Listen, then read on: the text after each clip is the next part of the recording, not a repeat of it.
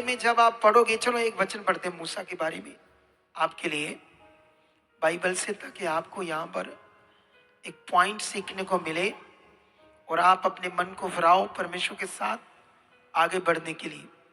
यहाँ पर हम जब 4 में पढ़ते हैं तो निर्गमन 4 अध्याय, इसको पंजाबी की पुस्तक में कूच बोलते हैं, इंग्लिश में इसको एक्सोडस बोलते हैं।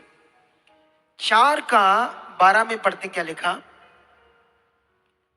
अब जा, मैं तेरे मुख के संग होकर जो तुझे कहना होगा वह तुझे सिखलाता जाऊंगा।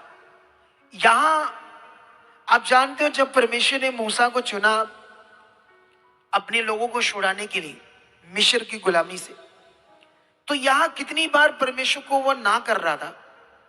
और यहां परमेश्वर, ये जो बात जब हो रही परमेश्वर और मूसा की, तब उसने कहा था मैं हकला हूं, बोलने में भद्दा हूं। जैसे मान लो मैं रोटी बोलूं, तो अगर मैं भद्दा हूं या हकला हूं तो मैं बोलूंगा लोती, लोती ला लोती खानी नहीं मदी, ऐसे बोलूंगा। मेरे शब्द राइट नहीं होंगे। क्या नहीं होंगे? सही शब्दों, क्योंकि मैं हकला हूं। मेरी कोई जमांदरू को प्रॉब्लम है, ऐसे उसको प्रॉब्लम है। कईयों को है ना, दुनिया में हर तरह के लोग जन्म ले चुके, पाप के कारण ऐसा हो रहा है। लेकिन जब बातें होती तो तब परमेश्वर उसको क्या कहता है कि मैंने मुख बनाया, मुंह मैंने बनाया, तू चिंता को करता, मैं तेरे मुख से बात करूंगा।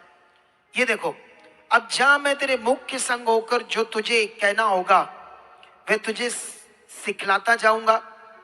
और उसने कहा, हे मेरे प्रभु, कृपया किसी और को तू भेज। वो कह रहा है कि किसी और को चुन, मैं तो ये नहीं कर सकता, मैं बोलने में ठीक नहीं हूं। लेकिन बाइबल कहती तब यहोवा का कोप मूसा पर भड़का और उसने कहा, क्या तेरा भाई, हाँ यहां पर एक बड़ा विषय आपके लिए, क्या तेरा भाई हरून नहीं? मुझे निश्चय है कि वह बोलने में निपुण है और वह तुझसे भेंट के लिए निकला आता है और तुझे देखकर मन में आनंदित होगा, इसलिए तू उसे ये बातें सिखाना। और मैं उसके मुख के संग, तेरे मुख के संग होकर जो कुछ तुम्हें करना होगा वह तुमको सिखलाता जाऊंगा। वह तेरी ओर से लोगों से बातें किया करेगा, वह तेरे लिए मुंह और तू उसके लिए परमेश्वर ठहरेगा। हालेलुया। कितनों को बात समझ आ रही है आज? हालेलुया।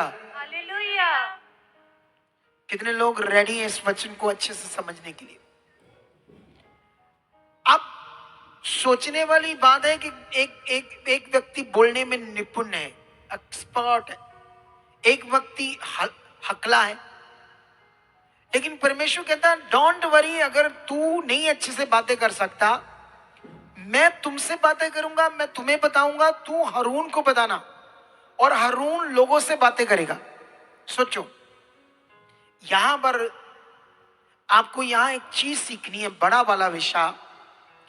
आप जानते हो जब हारून, मूसा तो लोगों से इतनी बातें नहीं करेगा क्योंकि वो हकला है, तो ज्यादा बातें कौन करेगा? उनसे सारे वचनों की बातें ज्यादा शेयर कौन करेगा? हारून करेगा। अकॉर्डिंग टू बाइबल वो बड़ा नबी होना चाहिए था। अकॉर्डिंग टू बाइबल दुनिया में हारून का विषय बड़ा दुनिया में नजर आना चाहिए था। लेकिन बाइबल पढ़ोगे तो ऐसा तो नहीं है। बोलो बोलो। उसका कारण ये था क्योंकि हारून के पास वो मन नहीं था जो मन मूसा के पास। अच्छा, गुड हार्ट, परमेश्वर की इच्छा को राइट पूरा करने वाला मन। कितनों को बात समझ आ रही है?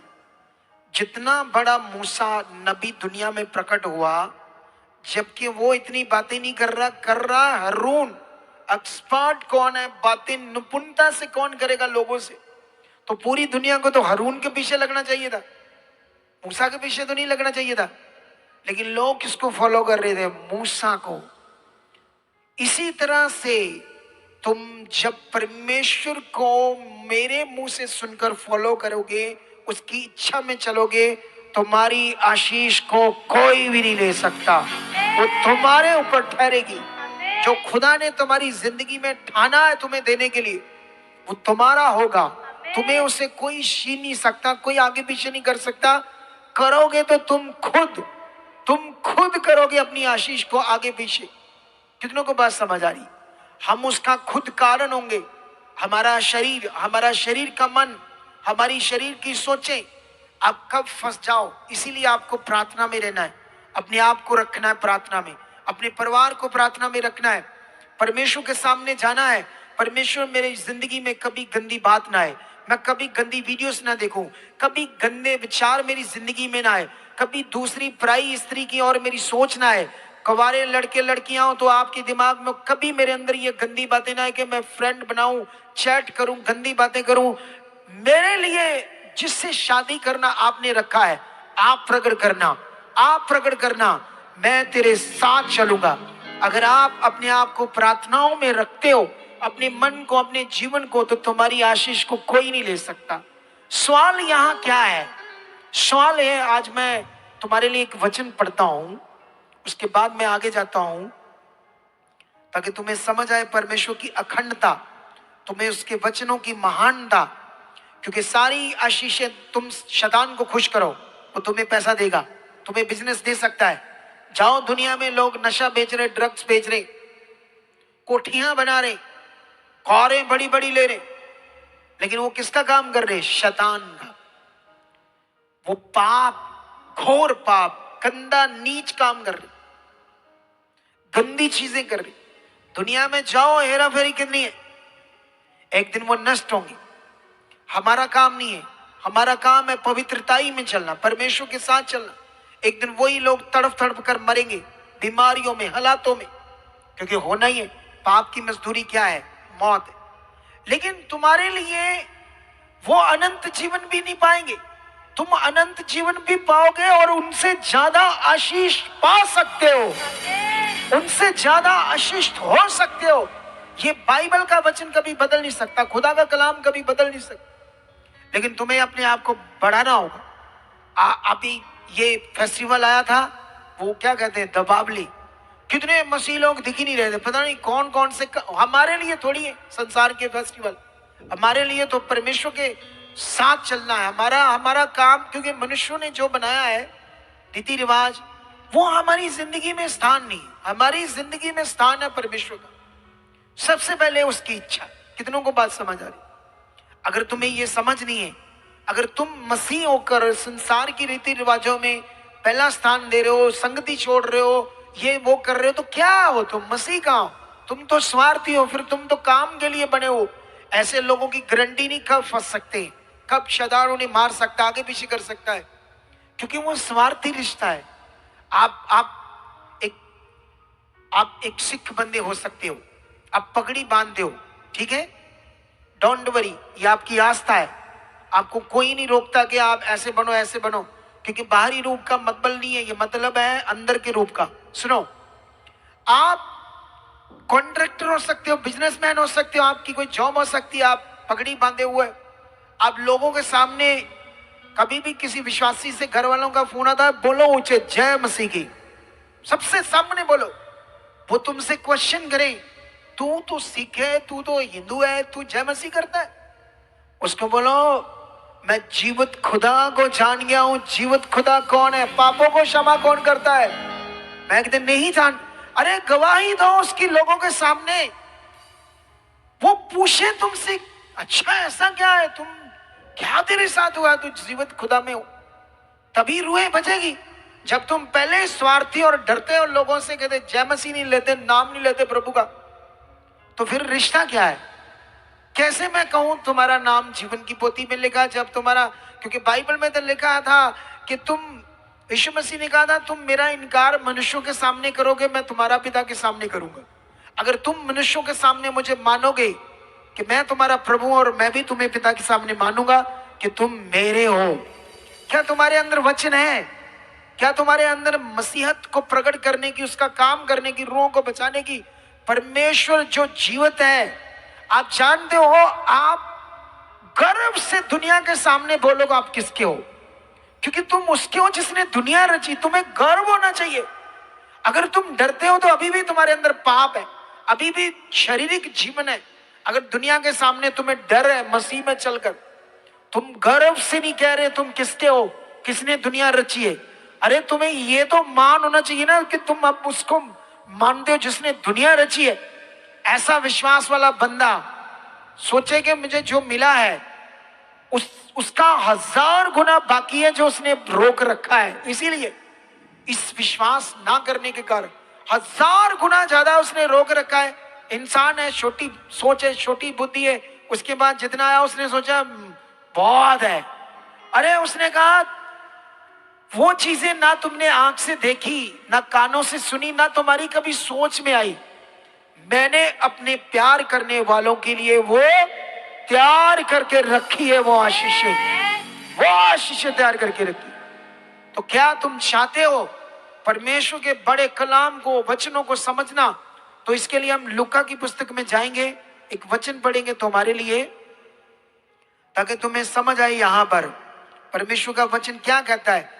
उन वचनों को जो सुनते हो लिखकर चार्ट पर अपने घर में लगाओ, ये मुझे पूरा करना है, ये वचन मुझे पूरा करना है, ये वचनों को पूरा करना है, सुनना नहीं। सिर्फ बाइबल में लिखा है अगर तुम वचनों को सुनते हो उस पर चलते नहीं तो अपने आप को धोखा देते हो। धोखा नहीं देना। वचन इसलिए खुदा तुम्हें देता है ताकि तुम उसे सुनकर क्या करो, पूरा करो। यहां पर 18 की 1 में लिखा है, फिर उसने इसके विषय में कि नित्य प्रार्थना करना और हियाव ना छोड़ना चाहिए, उनसे ये दृष्टांत कहा। प्रभु यीशु मसीह ने उस समय के लोगों को कहा नित्य प्रार्थना करना और हियाव ना छोड़ना चाहिए। कॉन्टिन्यू प्रार्थना करना, कॉन्टिन्यू अपना हियाव ना छोड़ना। एक वचन में आपको और पढ़ाता हूं कुलसियों की बुक से, ठीक है? उसके बाद मैं अपने मेन पॉइंट पर आता हूं आपके लिए आज, ताकि तुम्हें समझ आए परमेश्वर आपसे क्या बात कर रहा है आज। हालेलुया, हालेलुया, ऊंचा बोले हालेलुया। हालेलुया। 2 का 6 में लिखा, जैसे तुमने मसीह यीशु को प्रभु करके ग्रहण कर लिया है वैसे ही उसी में चलते रहो। कंटिन्यू बात हो रही। जैसे प्रभु यीशु मसीह को प्रभु करके ग्रहण किया है, कंटिन्यू उसमें चलने का मतलब दुनिया के सामने तुमने प्रकट कर रहा है कौन है तुम्हारा प्रभु, कौन है इस दुनिया का मालिक। दलेरी से कहो वो परमेश्वर है, जीवंत है, मुर्दों में जिंदा हुआ, उसने रची है दुनिया। पापों से क्षमा उससे, वो उद्धार करता है, मोक्ष उससे, पाप से छुटकारा उससे, अनंत जीवन उससे। सीखना पड़ेगा तुम्हें। गवाही दो, इतने शब्दों से गवाही दो, एक दिन तुम्हें वो पूछेगा बता क्या हुआ था तेरे साथ, क्यों तू यीशु में। जब तुम गवाह नहीं बनोगे तो कैसे लोग बचेंगे, कैसे लोग पाप से मुक्त होंगे, कैसे लोगों की रूहें बचेंगी। तुम्हारी रूह बची, अपनी रूह को बचाकर क्या तुम्हें पृथ्वी का धन चाहिए, स्वर्ग का नहीं चाहिए? बाइबल में लिखा अपने लिए पृथ्वी पर धन इकट्ठा ना करो, स्वर्ग पर धन इकट्ठा करना कौन है? उसके राज्य की सेवा, उसके काम। अगर उस लड़के ने कहा मैं छोटा हाथी लूंगा, संगत लेकर आऊंगा, ये स्वर्ग का धन है। पृथ्वी पर तो है ही जो परमेश्वर दे रहा है, लेकिन स्वर्ग पर धन इकट्ठा नहीं करना चाहते, जो ऊपर जाके खर्चोगे, इज्जत मिलेगा, सम्मान मिलेगा, जीवन मिलेगा, वो परमेश्वर का दया आपके ऊपर होगी। क्या तुम्हें वो नहीं चाहिए स्वर्ग का धन? उसने कहा मैं छोटा, आप भी रखो। परमेश्वर मुझे आप बस दे चुके हो, मुझे परमेश्वर ट्रक दे चुके हो, परमेश्वर मुझे तेरे राज्य के लिए करना है। अरे तुम्हें देना किसने, पहले ये बताओ, बोलो किसने देना है? किसने देना है? तो तुम्हें मांगने में दिक्कत है। अच्छा तुम्हें शैतान से ऐसा लगता है, शैतान ने मन में डाला है अच्छा मेरे को बस आएगी फिर मैं लोगों को फ्री, अच्छा मैं फ्री ले मुक्ति एवं शदाई बने रहूं। हाँ हाँ हाँ, शैतान कहता हाँ हाँ तू ऐसे शदाई बन, तुझे कुछ समझना है क्या करना है, तुम्हें कुछ समझना है परमेश्वर क्या चाहता है। अरे उसने देना, तुम्हारा अपना क्या है? वो देगा तुम्हें बस, वो देगा तुम्हें गाड़ियां। मांगने मांगो, उससे मांगो, कहो। यहां हर काम परमेश्वर के साथ कंटिन्यू करना पड़ेगा। यहां बस ये नहीं आगे कभी चले गए थे और सोचा बस हो गया, ये मीनिंग नहीं। अभी ये वचन पढ़ता हूं मैं आपके लिए। प्रभु यीशु मसीह को जब ग्रहण किया तो बाइबल कहती है उसी में चलते रहो और उसी में जड़ पकड़ते और बढ़ते जाओ, और जैसे तुम सिखाए गए वैसे ही विश्वास में दृढ़ होते जाओ। वचन क्या कह रहा है? जैसे सीख रहे हो वैसे करो, वैसे चलो। कॉन्टिन्यू प्रार्थना, ये मीनिंग है कॉन्टिन्यू। परमेश्वर के साथ जो कुछ हमने करना है, अगर तुमने बोना है तो वो क्या करना है? कॉन्टिन्यू। अपने दशमांश भेंट को बोना कॉन्टिन्यू, अपनी प्रार्थनाओं की भेंट को बोना कॉन्टिन्यू, अपने विश्वास को परमेश्वर के सामने बोना कॉन्टिन्यू, हियाब में खड़े रहना तो कॉन्टिन्यू, बाइबल पढ़ना है कॉन्टिन्यू। फिर देखो रिजल्ट कैसे होंगे। यहां रिजल्ट ना आने का कारण है लोग कॉन्टिन्यू नहीं है परमेश्वर के साथ। कभी प्रेयर कर ली, कभी ना कर ली, कभी मन बना लिया, कभी ना बना लिया, कभी थोड़ा चले, कभी ना चले, कभी कभी बो दिया, कभी कम बो दिया, कभी आगे हो गए, कभी पीछे हो गए। ये अप डाउन है, अप डाउन। वो जो गाड़ियां होती ना, खटारा खटारा गाड़ियां, वो चलते चलते पता नहीं कहाँ रुक जाती थी, फिर धक्का लगाते थे लोग, ठिक ठिक ठिक ठिक, धक्का लगा लोगों को स्टार्ट करके फिर थोड़ी चलती थी। अरे खटारा मत बनो, लग्जरी गाड़ी बनो। लग्जरी लग्जरी गाड़ियां जब निकलती ना, लोग ऐसे देखते हैं, ऐसे करके देखते लोग, खटारा को नहीं देखता कोई। कितनों को समझ आ रही? परमेश्वर ने तुम्हें लग्जरी जीवन के लिए बुलाया है, वो लग्जरी विश्वास के लिए बुलाया है। उसने तुम्हें अपना गवाह खड़ा होने के लिए बुलाया है। वो तुम्हारी जिंदगी से कुछ बड़ा करना चाहता है, वो तुम्हें अपने गवाह खड़ा करना चाहता है। ये हो इसलिए नहीं रहा क्योंकि जो आपने करना वो आप नहीं कर रहे। प्रॉब्लम बस विश्वासी की ये है, सब कुछ खुदा की ओर से तैयार है, खुदा की ओर से तैयार है।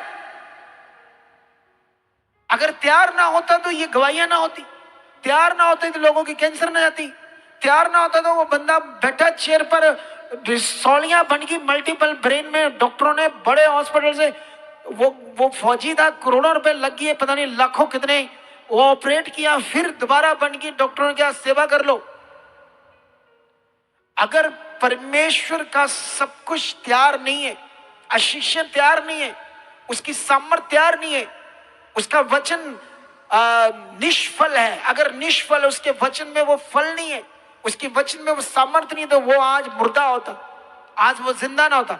हाँ, अगर वो खटारा जैसे दिमाग होता, खटारा जैसे विश्वास होता, तो फिर भी यीशु में आकर खत्म हो जाता। जितने लोग अपनी आशीष को नहीं पा रहे, खटारा विश्वास, खटारा मन, खटारा सोच, खटारा चलने वाला दिल। पहला स्थान जिसने तुम्हें शरीर दिया, जिसने तुम्हें सांस दी, उसका तुम्हारी जिंदगी में होना चाहिए। अगर ये होगा तो फिर तुम सोचना वो खुदा कितना बड़ा है। Hallelujah, hallelujah. फिर तुम सोचना। मैं अगर तुम्हें गलातियों से एक वचन पढ़ाऊं आज, गलातियों से, जल्दी जल्दी, टाइम कम है, मैं लंबा वचन नहीं करना चाहता आज, क्योंकि मुझे कई चीजें आपको समझानी है, और बस मैं चंद मिनटों के अंदर इसे समाप्त करना चाहता हूं। हाँ, यहां पर गलातियों की पुस्तक चैप्टर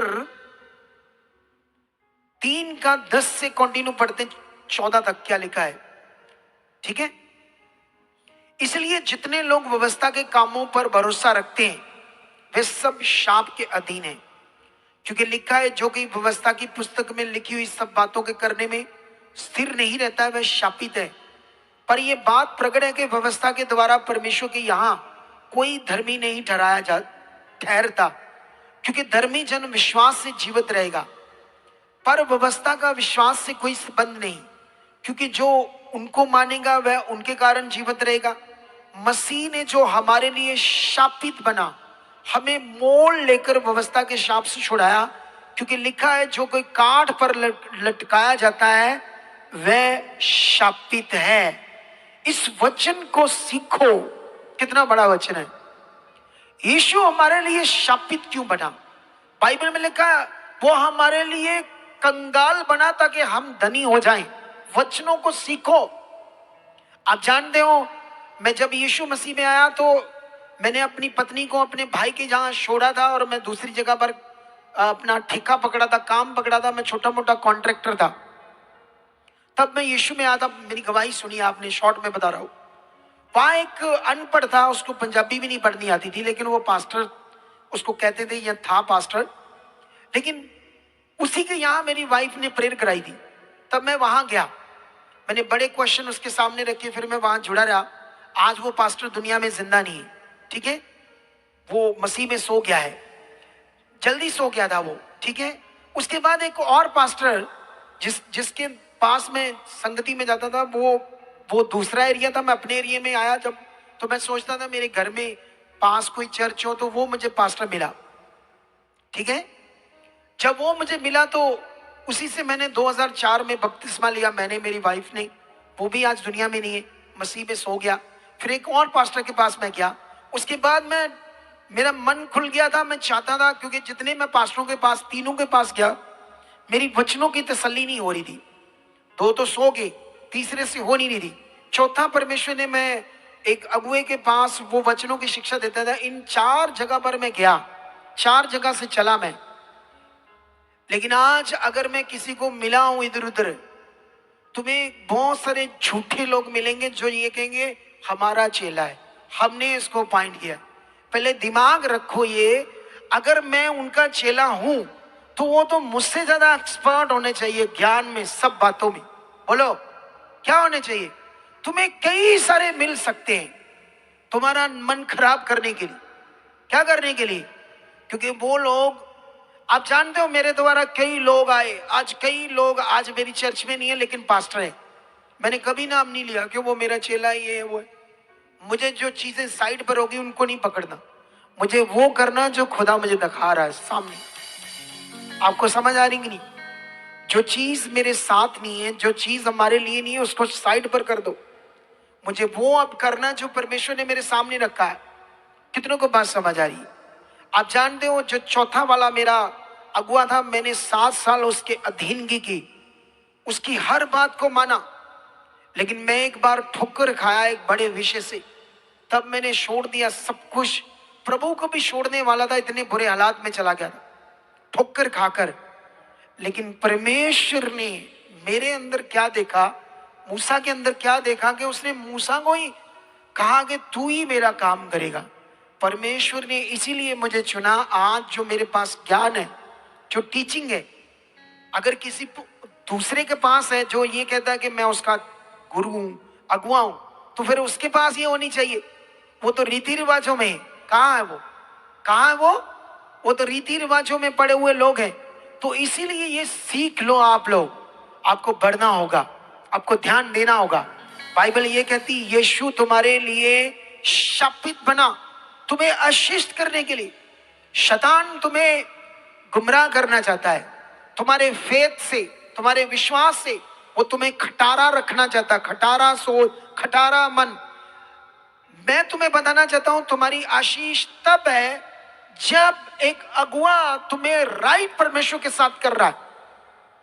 क्या ऐसा है कि तुम राइट हो ही नहीं तो दूसरा अगुआ कोई वो परमेश्वर है कि तुम्हें सब कुछ दे देगा? बोलो, अरे वो कहां से दे देगा? परमेश्वर देता।